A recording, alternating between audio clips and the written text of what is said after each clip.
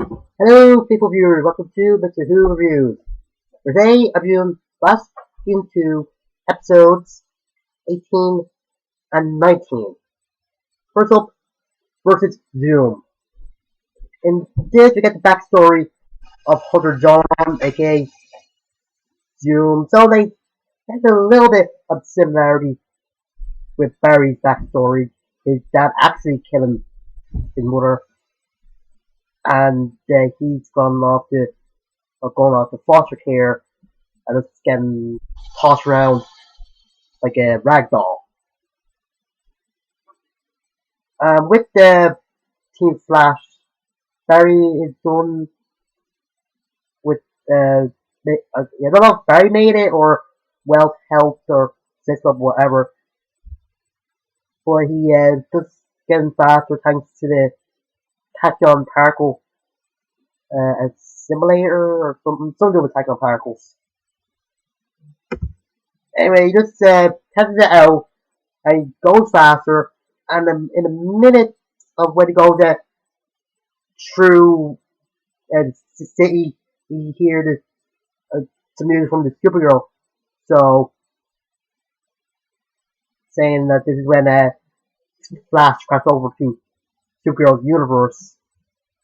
And those who wanted to have watched the episode, it's okay, but I wouldn't go on with repeated viewings. But whatever. Anyway, after the test run of the Technon stuff, Barry was asking Wells to help him out, but Wells is reluctant to do it since he thinks it's a bad idea, and so does Joe. But as he said, he learned a long time ago that he can't stop Barry from doing so when he gets his mind on it, or stuff on it, whatever. Then Barry gets an idea that since Cisco's R2 doppelganger Reverb was able to open portals or sense other meta-humans from different worlds, and Cisco might be able to do the same thing. Well, Cisco is kind of scared that he might be going over to the dark side if he further develops powers. Because what happened with Reverb. This is a little bit out of character because Cisco seems like a type of person that will want to study his powers more and just like be excited for doing it, but I don't know. I think it's just so that since Cisco has a lot of people around him, like Zoom, like Zoom does have people around him, but they're more scared of him, but whatever. That he won't be going to dark side and stuff like that. And then everybody finds out that the person they think Jay was actually Hunter, and Barry just got an idea of using Hunter's parents to trap him. And the fight between Zoom and Barry is just very good. Just very good.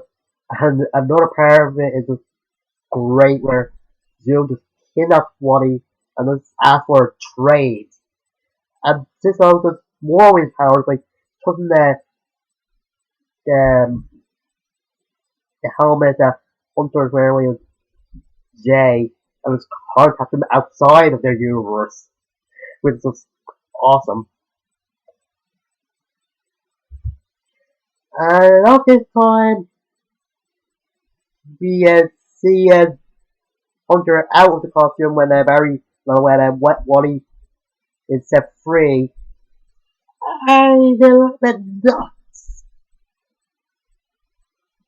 And that's after Wells shows Barry and that Hunter's criminal record, which he killed about 23 people. Ugh. And we don't ask him why he planned to be a hero. He just says to give people hope so he can take it away. The guy is nuts. And when he does get Barry's speed, he just overdoses on it like a drug addict. Or just gets a bad kick of it. Sorry about this. And just tries to kill Barry. But when Caitlin pleading him to stop,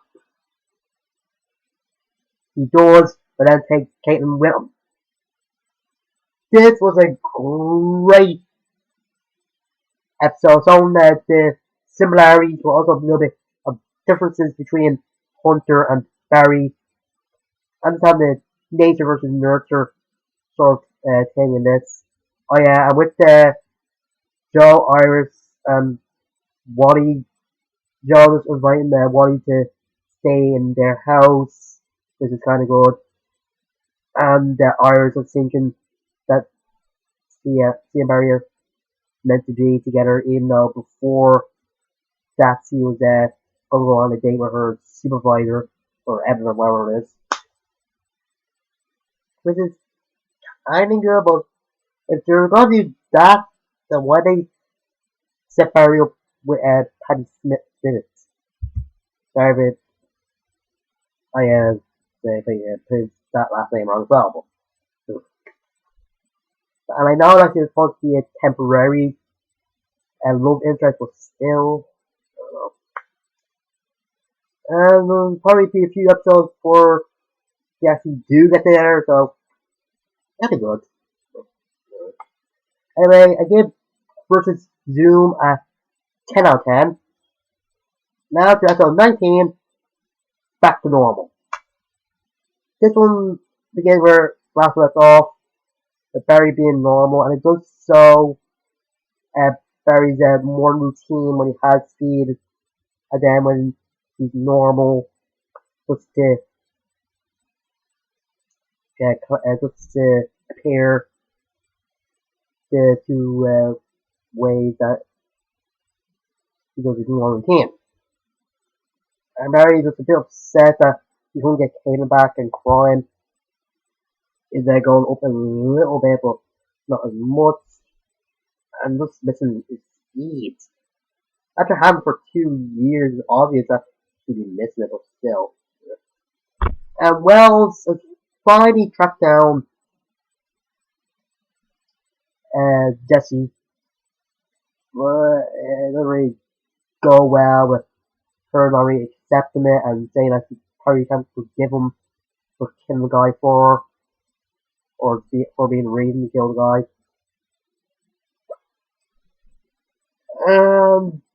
With Caitlin and Hunter, he has her chained up in his fortress of fear, and just saying eventually to come home, he just succumb to Stockholm syndrome, and just releases her from her chains just to walk around the place, see the decor and all the other stuff. About that time, he meets the man in the iron mask, still tapping away on his cell. And Killer Frost. I think the scene that both her and Caitlin is just very good. All the differences between the two versions of her, and the moment when they're talking about each other's mothers, saying that they're both the same and for different reasons, saying the give reason why your mother was icy or whatever. And they just make a deal that if Caitlin breaks Killer Frost out, then Killer Frost will bring her home. It turns out she was lying and managed to get out to see where to kill Caitlin. But before she does, Hunter kills her. And he frequently gets flashbacks of when his father killed his mother, especially in the last episode when they called him a monster. I think he's just trying to forget the past or something, or just didn't want to be like his father. Or, whatever. Anyway, back on one, Wells gets kidnapped by a guy named Griffin Gray, who was one of the people that got infected by the particle accelerator. And he has super strength. And I know what you might be thinking. Super strength is a cool power. Well, if you're a klutz, it won't really be able to be breaking everything you have on sight. But Griffin has another problem. The more he uses his super strength, the older he gets.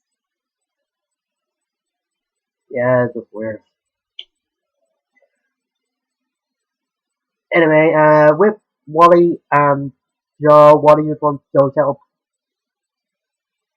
meeting with the Flash on the tank room and saying that he's not gonna waste the chance the Flash gave him, or something like that. And in a surprise turn, he doesn't want to know who Barry is, like who Ed Flash is. Like he does know that Joe knows, and when Joe says that he can't tell him who he is, he says to him what he just said that you understand he cannot.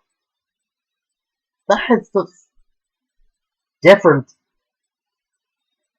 than all the other times that as a porn character or someone close to the hero has idea of who the hero might be. It's just a refreshing change.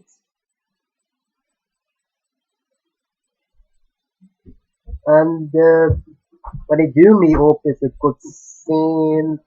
As I said, he was saying that he's not always the time the Flash gave him, and it's very, very good. And the fight between Flash and Gray is also